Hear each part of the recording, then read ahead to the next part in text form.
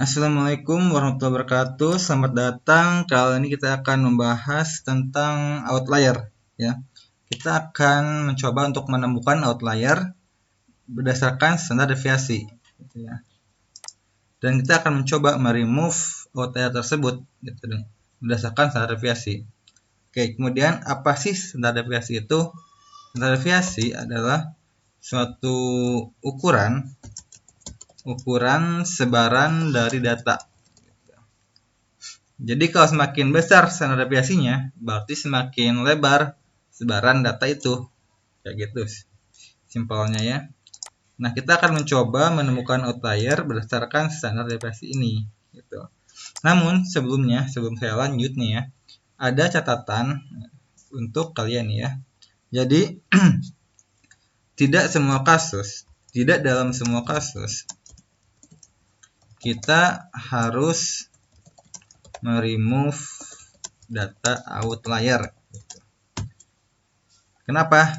Karena kita perlu mempertimbangkan apakah outlier tersebut data error atau memang variabilitas atau memang sebaran datanya seperti itu gitu. Jadi emang realnya kayak gitu. Jadi nggak error, datanya tuh nggak error, emang kayak gitu datanya. Nah, kalau misalkan itu data error, maka kita bisa meremove data tersebut gitu. Tapi kalau misalkan itu adalah data yang biasa aja, bukan error ya, maka sebaiknya jangan remove data tersebut gitu. Nah, tetapi ya, banyak dari model machine learning yang dimana dia tuh sensitif terhadap outlier. Yang apabila model tersebut di training terhadap suatu data yang banyak outliernya, maka model tersebut bisa berkurang performanya gitu. Kemudian bagaimana apabila kita tidak bisa meremove outlier sedangkan modelnya jadi jelek gitu. Nah, gimana dong kalau gitu? Nah, salah satu solusinya adalah kita bisa melakukan centering dan scaling terhadap data untuk meminimalisir dampak buruk data tersebut, outlier tersebut terhadap model gitu.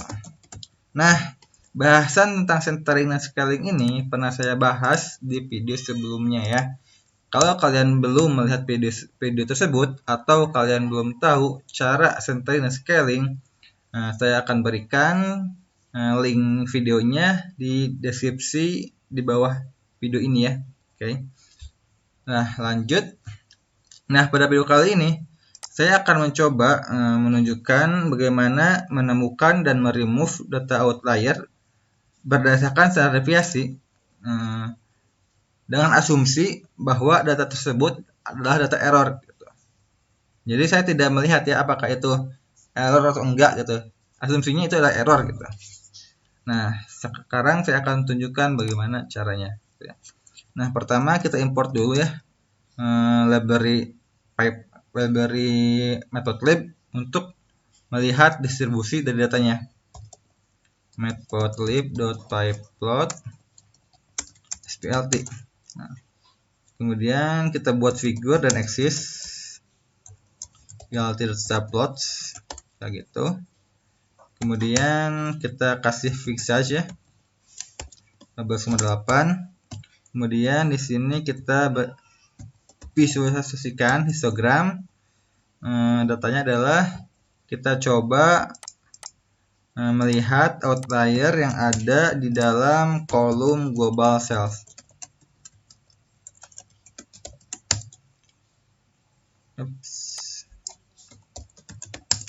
Kita akan mencoba menganalisis data global cells ya. Oke. tf global cells plt.show.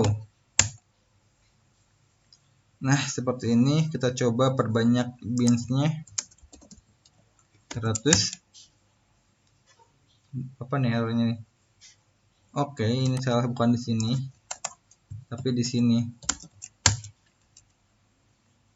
Nah, ini dia adalah sebaran dari data global sales ya.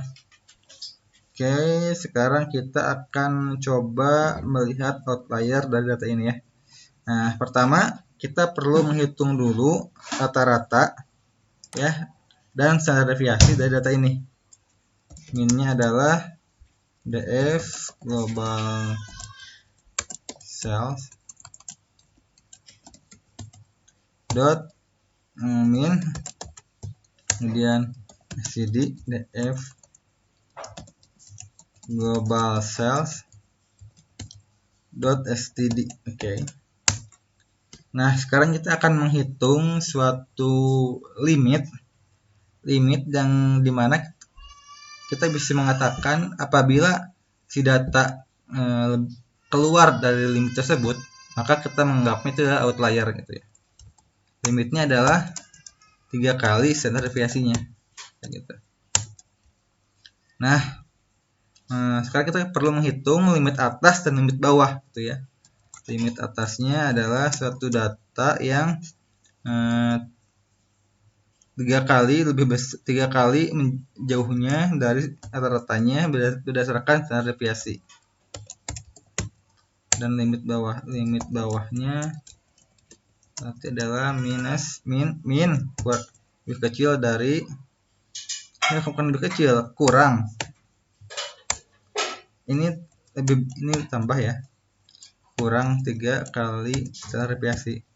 Jadi limit atasnya adalah suatu data yang lebih besar daripada 3 kali standar deviasinya gitu. Dilihat dari minnya gitu. Center value-nya adalah minnya gitu. Kita enter, ini kurang T. Enter. Kemudian kita akan mencoba memvisualisasikan dulu limit-limit tersebut ya. Kita ax.xvline, kemudian limit atas, coba dulu, nggak ada ya, axvline gitu. Oke, itu dia. Kemudian limit bawahnya, limit bawah color red, colornya kita kasih red juga, kayak gini hasilnya ya. Jadi dengan kayak gini kita dapat melihat bahwa data outlier ada data yang ini ke sini nih sama ini ke sini kayak gitu. Dan data yang antara ini sama ini adalah data normal, oke. Dan kita akan mencoba mengambil data normalnya saja. Kita tidak akan mengambil data outlier atau meremove data outlier kayak gitu. Nah, kita coba lihat dulu ya, apakah ada gak sih data outlier di limit bawah sama limit atas. Seperti ini caranya. Limit bawah ada gak ya? Limit data yang lebih kecil daripada limit bawahnya gitu. Oke. Kita sum 0 ya. Berarti gak ada data yang outlier di batas limit bawahnya gitu. Coba limit atas. Oke, ininya lebih besar. Ada ya. Jadi ada 181 data yang merupakan outlier. Dan kita akan coba untuk meremove data tersebut. Caranya seperti ini nih. Kita lakukan teknik filtering. Oke. DF global sales, yang dimana kita kan akan mengambil data yang antara ini dan sini ya. Jadi kayak gini cara filternya. Global sales lebih dari limit bawah ya, dan DF global sales lebih kecil daripada limit atas kayak gitu. Limit atas. Jadi di sini ada data yang ini nih, ini sampai sini kayak gitu. Kasih nama new df lah ya. Ada yang error.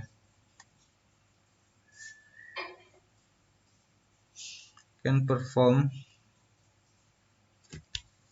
can perform. Kenapa ini? Wait.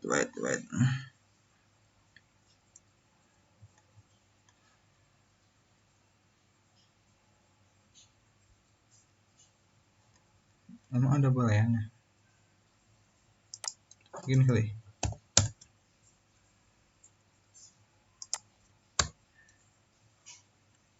Yang bawah.